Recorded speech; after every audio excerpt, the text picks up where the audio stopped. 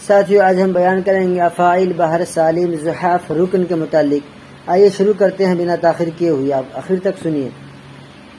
افاعیل کچھ فرضی الفاظ ہیں جن کے ذریعہ الفاظ یا اشعار کا وزن ظاہر کیا جاتا ہے، اسے افاعیل کہتے ہیں۔ افاعیل کچھ فرضی الفاظ جن کے ذریعہ الفاظ یا اشعار کا وزن ظاہر کیا جاتا ہے وہ افاعیل کہلاتے ہیں۔ یعنی افاعیل وہ پیمانے ہیں جن پر الفاظ اور اشعار کا وزن معلوم کیا جاتا ہے، مثلا حکایت اور عبادت وغیرہ۔ اب آئیے بحر، کئی ارکان کے مجموعے کو آپ سے پوچھا جائے ایگزام وغیرہ کہ بحر کی تعریف کیجیے تو کئی ارکان کے مجموعے کو بحر کہتے ہیں، یا دوسرے لفظوں میں جس میزان میں شعر کو تولتے ہیں اسے بحر کہتے ہیں۔ اس کو یاد کر لیجیے گا، کئی ارکان کے مجموعے کو بحر کہتے ہیں یا دوسرے لفظوں میں جس میزان میں شعر کو تولتے ہیں اسے بحر کہتے ہیں۔ یہ بحر کی تعریف ہو گئی۔ ہر بحر میں کم سے کم کتنے اشعار ہوتے ہیں؟ ہر بحر میں کم سے کم 2 یا زیادہ سے زیادہ 8 ارکان ہوتے ہیں۔ ہر بحر میں کم سے کم 2 یا زیادہ سے زیادہ 8 ارکان ہوتے ہیں۔ ارکان سالم یا ارکان غیر سالم ہونے کے اعتبار سے بحروں کی کچھ قسمیں ہیں۔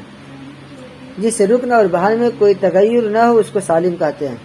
سالم کی تعریف پوچھا جائے گا آپ سے کہ سالم کسے کہتے ہیں، تو جس رکن اور بحر میں کوئی تغیر نہ ہو اس کو سالم کہتے ہیں۔ سالم کے معنی ہی مکمل، جیسے بنا کر فقیروں کا ہم بھیس غالب، تماشائے اہل کرم دیکھتے ہیں۔ اب دیکھیے اس کا ہم اب دونوں مصروں کو دیکھیں۔ مصرع اول بنا کر کس کے اس پہ ہے؟ وزن پہ ہے۔ بنا کر فعولن کے وزن پر ہے، فقیروں فعولن کے وزن پر ہے، کا ہم بھے فعولن کے وزن پر ہے، سغالب فعولن کے وزن پر ہے۔ اب دیکھیے مصرع ثانی تماشا فعولن کے وزن پر، اے اہل فعولن کے وزن پر ہے، کرم دے فعولن کے وزن پر ہے، کھتے ہیں فعولن کے وزن پر ہے۔ حالانکہ مکمل اشعار کیا ہوا؟ بنا کر فقیروں کا ہم بھیس غالب، فعولن فعولن فعولن، 4 اس میں ہو گئے۔ تماشائے اہل کرم دیکھتے ہیں، فعولن فعولن فعولن فعولن، تو تماشا کے فعولن اہل، اے اہل فعولن، کرم دے فعولن، کھتے ہیں فعولن۔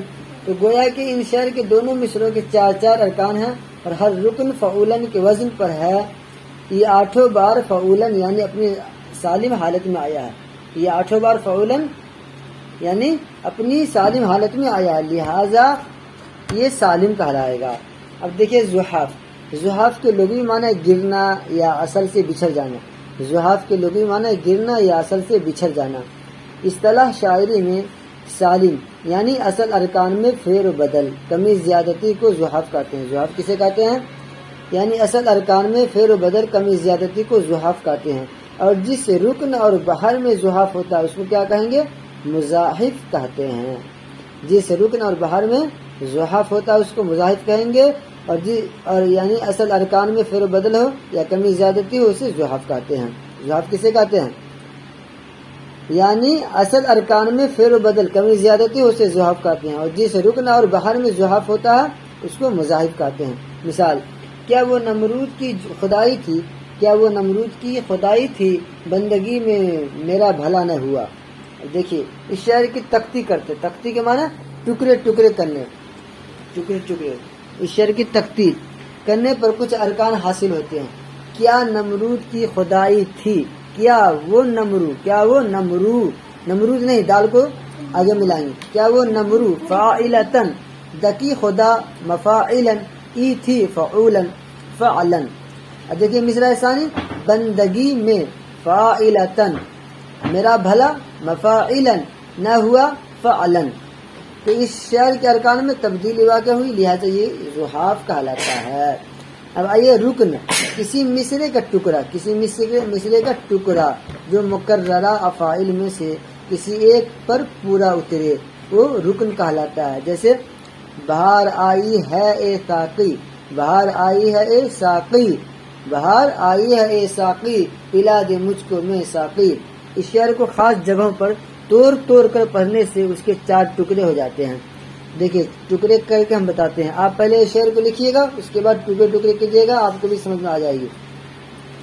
بہار آئی 1 ٹکڑے، ہے اے ساقی 2 ٹکڑے، پلا دے مجھ، پلا دے مجھ 3 ٹکڑے، کو میں ساقی، یہ 4 ٹکڑے مفاعلن کے وزن پر ہیں اور یہی 4 ٹکڑے اس شعر کے رکن ہوئے۔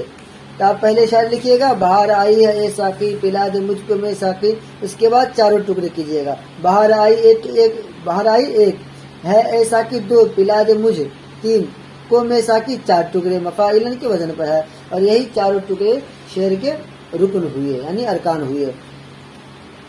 ایک چیز یاد رکھیے آخر میں، ایک مصرع میں کم سے کم 2 اور زیادہ سے زیادہ 8 ارکان ہوتے ہیں۔ آپ سے پوچھا جائے ایک مصرع میں کتنا، تو کم سے کم 2 اور زیادہ سے زیادہ